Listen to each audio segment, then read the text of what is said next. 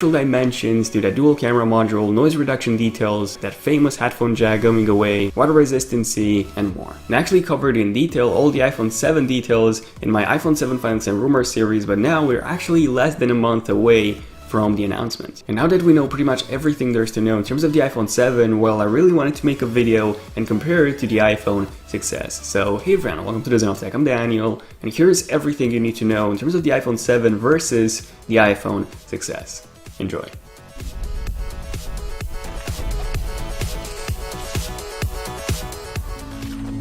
So section number 1, we have the design, and in terms of the actual dimensions, in every single one of those iPhone 7 leaked mockup videos, the ones comparing the iPhone 7 mockups versus the iPhone 6s, we noticed that they pretty much looked identical. Now, some reports suggested the iPhone 7 being slightly thinner than the iPhone 6s, but again, in every single one of those leaked casings and videos and comparisons, that didn't seem to be the case. At least to the naked eye, they look pretty much identical. And this is both a good and a bad thing. It's bad because, well, we have no dimension changes since the iPhone 6, which came out in 2014, that's a really long time ago. But hey, at least all of your iPhone 6s and even iPhone 6 cases will work with the iPhone 7 just fine. Now, the first actual design difference between those two phones is going to be in terms of the antenna bands. So I've already talked about this in my previous videos. The top and bottom antenna lines are still going to be there because, well, we need those for the cellular signal to pass through. However, the ones on the back are finally going away, which means that the iPhone 7 is going to have a much more uniform design. What do you guys think about this? Do you prefer those antenna bands, or do you think they make the phone look ugly or not? I personally prefer no antenna bands on the back at all. I think it makes the phone look much better. Now, the next and the biggest design change is going to be in terms of that headphone jack going away,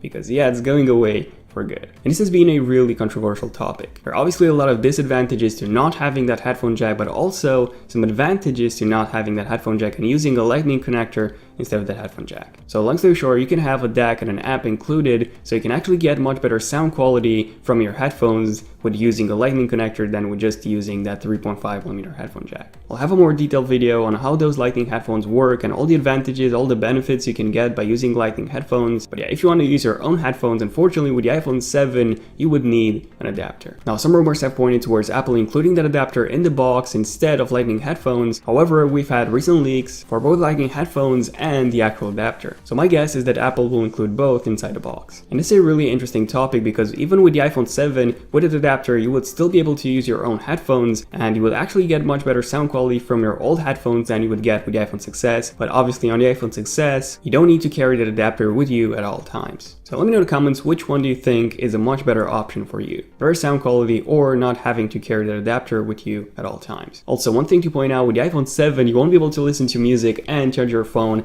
at the same time. That's unless you use Bluetooth headphones. So yeah, overall, in terms of the headphone jack, the iPhone 6s is a much better option. The next design difference is that secondary speaker that we get with the iPhone 7. So thanks to this extra gain space by removing the headphone jack, Apple will add a secondary speaker to the iPhone. Now, unfortunately, even this extra speaker is still a pretty small change, so don't expect any HTC One M8 or M9 sound quality. But hey, if you are the kind of person who prefers listening to music using those built-in speakers, then the iPhone 7 is actually going to be a much better choice than the iPhone 6s. The next design change is the camera module, which I'll be covering in more detail once we get to the camera section of this video. But yeah, if you take a look at the back of the iPhone 7, well, the camera bump is still there. However, it's much larger than the one on the iPhone 6s and then the iPhone 7 Plus or the iPhone 7 Pro. This one comes with an even larger camera module, a dual camera module. But yeah, more about the camera once I get to the camera section of this video, but this is going to be another design difference that I really wanted to mention. Other than that, we don't have any design differences. The iPhone 7 Plus or the iPhone 7 Pro, the larger model, this one actually gets a smart connector on the back, the same one as we get with the iPad Pros, although I'm not exactly sure what that smart connector on the iPhone 7 Pro or Plus would be used for. We're definitely going to have some smart accessories, maybe even some smart battery cases. But yeah, that smart connector is only on the 5.5-inch model, not on the iPhone 7. And finally, the last design change between the iPhone 7 and the iPhone 6s is in terms of the color options. So there have been some rumors that pointed towards the darkest space gray on the iPhone 7, a space gray that matches the one on the Apple Watch and the 12-inch MacBook. Because yeah, the space gray on the iPhone 6 and 6s, it's actually much lighter than the one on the Apple Watch and the 12-inch MacBook. However, all the casing leaks show the exact same color options as on the iPhone 6s. Now, I still believe that Apple will introduce that darker space gray option on the iPhone 7, so then we'll have a darker space gray, silver, gold, and rose gold And yeah, that's pretty much it. Yeah, the design section was really long, so let's move on to the second section of this video, the display. So in terms of the display technology, Apple is still going to use LCD. Apple will only switch to OLED in 2017 with the next iPhone, the iPhone 8. And by the way, I actually did a video on the iPhone 8 as well, so if you're curious about the iPhone 8, here's everything we currently know, because we actually know quite a lot of stuff so far. But yeah, still LCD on the iPhone 7. Now, one change is going to be a DCI P3 display. So same as on the 5K Retina iMac and the iPad Pros, we're going to get a much better color gamut, slightly deeper blacks, better contrast, and overall much better color reproduction. Now, in terms of the display size, unfortunately it's going to stay the same. So 4.7 inches for the iPhone 7, and then 5.5 inches for the iPhone 7 Plus or the iPhone 7 Pro. And we are still going to get those large top and bottom bezels, unfortunately. They're only set to be thinned out with the next generation iPhones, which is coming in 2017, but for the iPhone 7 we're going to get the exact same bezel sizes. Next up, in terms of the display resolution on the iPhone 7, on the 4.7 inch model, we're going to get 1334 by 750, 1334 by 750, I have no idea how hard it is for me to pronounce that. And yeah, that basically translates to 326 ppi on the iPhone 7, which is basically the standard Retina display for Apple, and then on the iPhone 7 Plus we have a 1080p display, which translates to a 401 ppi. So basically the exact same resolution as on the iPhone 6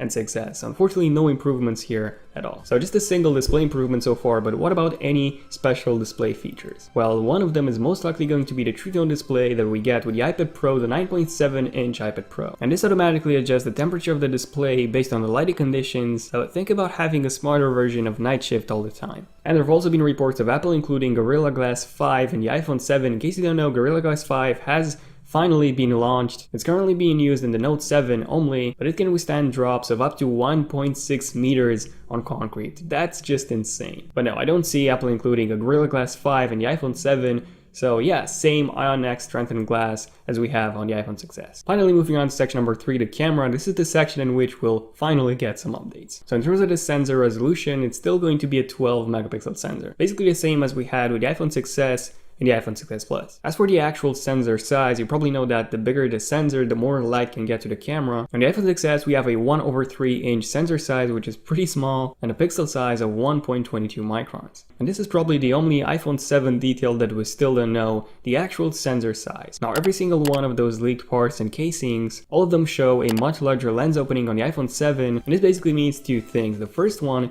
is that the sensor size is actually going to be bigger than on the iPhone 6S, and then the second one is the aperture. The aperture is also going to be bigger than on the iPhone 6S. So on the iPhone 6S we got an f2.2 aperture, and on the iPhone 7 we're expecting about an f1.7 to f1.9 aperture. So just to give you an idea, this is an iPhone 6S camera versus a Samsung Galaxy S7. The S7 comes with f1.7, so it's f1.7 versus f2.2, and you can probably tell which phone performs better. And yeah, the iPhone 7 will be really similar to the Samsung Galaxy S7 when it comes to low light. Now the 5.5 inch model, the iPhone 7 Plus or the iPhone 7 Pro, this one is going to get a dual camera module. And this one is actually going to be insane in low light. Basically, Lynx Technology, the company that developed that dual camera module for the iPhone 7 Plus or the iPhone 7 Pro, depending on its name. Lynx Technology, they also have a patent on how to improve noise reduction using two cameras. So both cameras take shots at different ISO levels, and then the phone combines those shots and you get this image. And then also using that dual camera module, you can also zoom in without losing that much quality. So it's basically like having optical zoom on a phone, because you basically have two lenses. One of them is a telephoto lens, so zoomed out shot, and the other one is a macro lens, so a zoomed in shot. I actually covered that dual camera module in much more detail in this video and in my iPhone 7 Final Looks and Rumor series, because yeah, it can even do depth tracking and 3D mapping with that camera, so it's pretty cool. Now in terms of the optical image stabilization or OIS, until now we only have it on the Plus model, so the iPhone 6 Plus and the iPhone 6s Plus. Now with the iPhone 7, there are many reports suggesting that we'll be getting it with the regular model, the 4.7 inch model as well. Really hope that this is true. Both phones support 4K video recording, and the iPhone 6s actually has the highest bitrate on the market right now for a smartphone. It's currently capped at about 80 megabits per second, and with the iPhone 7, we're actually expecting to see about 100 or 120. So a slight bitrate increase with the iPhone 7 when recording 4K videos. Other than that, slow motion is going to be the same, so 720p at 240 frames per second and 1080p at 120. True Tone flash on both models, and other than that, no big back-facing camera changes. Now, what about a front-facing camera? So with the front-facing camera, we're actually expecting to see a lot of changes. So on the iPhone 6 and 6s Plus, we have a 5 megapixel front-facing camera. However, it's actually limited to 720p video. Seriously, Tim.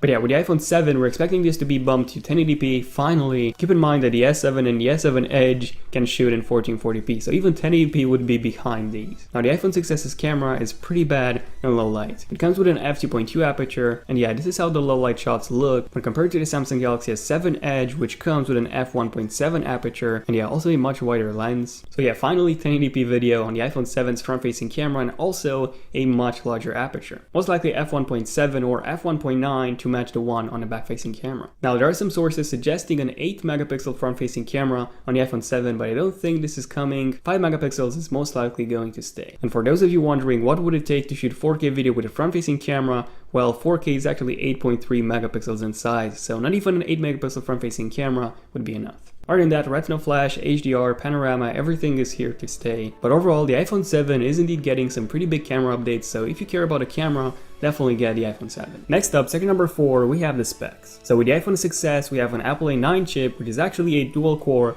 1.84 GHz processor. That seems really bad, but in fact it's really powerful. The performance of the A9 chip is actually amazing. It's still the king when it comes to single core scores. This thing is a beast of a processor. I actually did an in-depth performance test of the A9 chip, and it was so powerful that it actually outperformed an Intel Core M chip, even a Core i5 when it comes to 4K video export times, and it was really close to a quad-core 3.2 GHz Haswell i7 chip. Yeah, really impressive performance. Other than that, on the iPhone 6s we get 6-core PowerVR graphics and 2GB of RAM. Now with the iPhone 7, we're expecting the Apple A10 processor, and we're also expecting the Apple A10 chip to be a 6-core processor, and that would be just insane. A lot of demanding apps will start using multi-threading, so we would actually get better performance in apps such as GarageBand, for example, in which you do have to optimize complex projects before you can play them in real time, so this might actually be a thing of the past with the iPhone 7. Also, the Apple A10 chip is going to be based on a 10nm process, which basically means a smaller die size, so lower power consumption and also much better performance overall. Now there have been some supposed Apple A10 Geekbench leaks, and apparently the Apple A10 seems to match the Apple A9X processor as the one that's inside the iPad Pros, and I also did a video on the performance of the A9X chip, which was just a few seconds behind my quad-core i7 chip when it comes to 4K video export times. So imagine the power of the A9X chip in your pocket. Really impressive. The Apple A9 chip was produced by both Samsung and TSMC, but the version produced by TSMC turned out to actually have better battery life than the one produced by Samsung. And the Apple A10 is only going to be manufactured by TSMC. Okay, so now we know pretty much everything in terms of the processor, but what about the RAM? So 2GB on the iPhone 6s and 6s Plus, and on the iPhone 7, we're still expecting to see 2GB as well. We might just get 3GB on the larger 5.5-inch model, so the iPhone 7 Plus or the iPhone 7 Pro, that one might just come with 3GB of RAM. The RAM management in iOS is actually really good. A while ago I compared multiple smartphones with different amounts of RAM, and the 2GB of RAM in the iPhone 6s turned out to be way more efficient than 4GB in the OnePlus 2. So performance-wise, the iPhone 7 is indeed superior, but the question is, did you ever think that the iPhone 6s was slow? And in the end, unless you're using really demanding apps such as GarageBand or iMovie, then you won't probably notice the difference when, going through your Facebook feed. Next up, number 5, we have special features. Now when compared to the iPhone 6, the iPhone 6s didn't actually come with that many special features. It did come with 3D Touch, which was one of them. It also came with that improved 7000 series aluminum, and it also came with that Retina Flash, but this was pretty much it. Now for the iPhone 7, Apple has actually patented a Force Touch home button, so a home button that would work just like on the 12-inch MacBook or the new MacBook Pros. And this is apparently coming with the iPhone 7, a Force Touch home button, so this is going to be the first special feature of the iPhone 7. And a Force Touch home button actually has quite a lot of uses. One of them would be a joystick for games, which Apple is actually testing, so this actually might end up on the iPhone 7, and that would be pretty cool. Number 2, we have water resistancy. So the iPhone 6s was actually way more water resistant than the iPhone 6. It actually had rubber seals on the inside of the ports, and the iPhone 7 is definitely going to be waterproof this time. It's most likely going to be IP68 certified, and this means submersion in water of up to 1.5 meters up to 30 minutes. Basically like the Samsung Galaxy S7 and the S7 Edge and many other smartphones right now that are water resistant, not waterproof. Also, the iPhone 7 might also come with a nano coating of the circuit board. So this is something that the S7 and the S7 Edge don't come with. So basically, if the rubber seals on the inside of the phone get damaged and water gets inside the phone, it won't actually damage the phone because the circuit board will also have a nano coating. There are a lot of companies out there that currently do this for your smartphone, so you can send them your phone and they will nano coat it, but apparently this will be included with the iPhone 7. Pretty cool. Dual speakers, again, is something I talked about before. There's another special feature that's going to be unique to the iPhone 7. Other than that, quick charging is most likely coming. So currently we don't have quick charging on the iPhone 6 and 6S. This is not necessarily bad on the iPhone 6S because it has a pretty small battery, but on the iPhone 6S Plus it takes more than 3 hours to fully charge, which is pretty long. So quick charging is finally coming with the iPhone 7. However, in terms of wireless charging, I'm not 100% sure. The iPhone 7 Pro does come with that smart connector, so that could be used for really fast wireless charging, multiple accessories and a case, but I don't see the 4.7-inch iPhone 7 featuring that just yet. Other than that, dual SIM and Apple SIM support. So there have been a couple of leaks showing this dual SIM tray, which is supposedly made for an iPhone 7, and this will be really useful when traveling. And also Apple SIM might also make an appearance on the iPhone 7. This is currently only used in the Cereal version of the iPads. The Apple SIM is basically a SIM in which you can choose your own data plans at any time. You can switch between carriers at any time you want. Again, really useful for traveling. And finally, you can also name those Lightning headphones as a special feature for the iPhone 7. So better sound quality from the iPhone 7 only by using Lightning headphones. Next up, number 6, we have the battery life. So with the iPhone 7, we are going to get a slightly larger battery than on the iPhone 6s. So with the iPhone 6s, we get a 750 mAh battery, and with the iPhone 7, we're expecting to get a 1960 mAh. Now, even though this doesn't seem like a big change, well, also keep in mind that the Apple A10 chip is also based on a smaller process, so it's more power efficient, and overall, you will be getting a much better battery life on the iPhone 7 than on the iPhone 6s. Next up, let's talk about the capacity and the models. So with the iPhone 6s and 6s Plus, the baseline model starts at 16 gigabytes, and 16 gigabytes in 2016 is a joke. Especially because with the iPhone 6s, you can now record 4K videos, and in case you're curious, I actually did a video on how much 4K videos you can record on a 16 gigabytes iPhone, and if a 16 gigabytes iPhone is actually usable without disabling any features. And yeah, with the iPhone 7, we're expecting to get finally 32 gigabytes on a baseline model. And even 32 gigabytes, to be honest, is not enough, but hey, at least we get a bump. So with the iPhone 7, we're expecting to get 32, 64, and 128 gigabytes of storage. And with the iPhone 7 Plus or the iPhone 7 Pro, basically the 5.5-inch model, we're going to get 32, 128, and a special 256 gigabyte option as well. Now, the main differences between the iPhone 6s and the iPhone 6s Plus were the fact that obviously the iPhone 6s Plus was much larger, it also had a much larger battery, it also had a 1080p display, so a much higher resolution display than the iPhone 6s, and it also had optical image stabilization on the camera. Now with the 5.5-inch iPhone 7, which is most likely going to be called the iPhone 7 Plus, we're going to get a dual camera module, a smart connector as well, apart from the already much better display and the larger battery. So if you think about it, now we have even more reasons to get the iPhone 7 Plus versus the iPhone 7, which kind of sucks, to be honest. I personally do prefer the smaller 4.7-inch model, especially because, the iPhones, they already have some pretty large bezels, and it kind of sucks that if you want to get the best performance, the best camera, the best display, you have to go with the larger 5.5-inch model. And finally, section number 8, we have the price. So in terms of the prices, these are the prices for the iPhone 7, and these were the prices for the iPhone 6s. The iPhone 6s is actually going to be cheaper now by about $100. On the iPhone 7, you do get 32 gigabytes of baseline storage rather than 16 gigabytes. But keep in mind that you are paying $100 more. So basically, if you just pay $100 more for an iPhone 6s, you can get a 64 gigabyte iPhone 6s for the price of a 32 gigabyte iPhone 7. So this is what I would personally advise you to do. Don't upgrade to the iPhone 7 just because there aren't enough changes, to be honest, rather than the camera, to upgrade to the iPhone 7. The next iPhone, the iPhone 8, on which I actually did a video on all the leaks and rumors we currently know, the iPhone 8 2017 iPhone is going to be a pretty huge change. And to be honest, if you're thinking of getting an iPhone right now, the best option is to actually get the iPhone SE. The iPhone SE, even though smaller, it has the exact same performance as the iPhone 6s and the exact same back-facing camera as the iPhone 6s. Yeah, the front-facing camera is pretty bad and the display is still a 2010 tech, so it's pretty old, but hey, if you want to get an iPhone right now, this is going to be the best option because the iPhone SE, it's pretty cheap right now, and it's actually going to be even cheaper in September once the iPhone 7 launches. And finally, the conclusion. So what are reasons to get the iPhone 7 and what are the reasons not to get the iPhone 7? First off, reasons to get the iPhone 7. One, you get better cameras, especially in low light for both the iPhone 7 and the iPhone 7 Plus. We'll probably also get a wider angle on the front-facing camera, so that's another reason. You're also going to get a performance boost, but the question is, do you actually need a performance boost over the iPhone 6s? And then it's also going to be waterproof, IP68.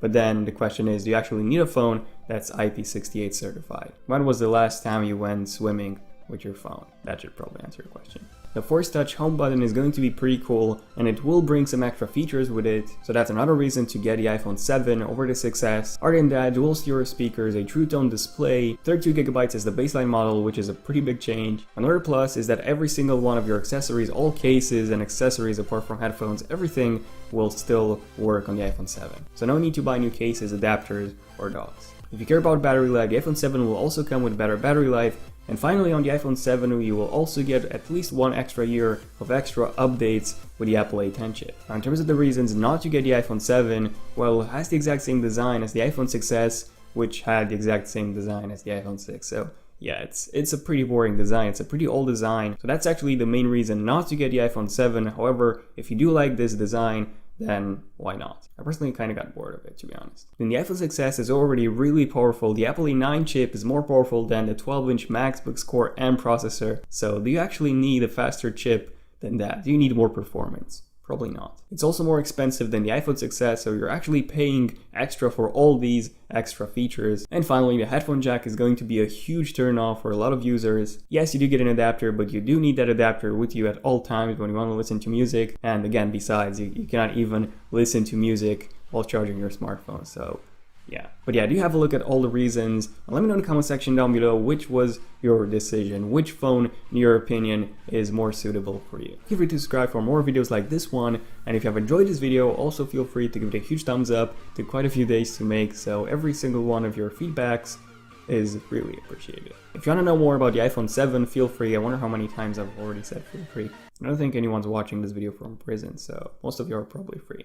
Haha, lame joke. But yeah, check out my Final Leaks and Rumors series on the iPhone 7 in case you want to know more details on the iPhone 7. Almost an hour and a half of details of the iPhone 7. Also feel free to follow me on Twitter at ZenofTech for more tech details there. Also, if you're epic enough to make it to the end of this video, let me know in the comments by saying I made it to the end of this video, hashtag I'm epic, because I made it to the end of this video.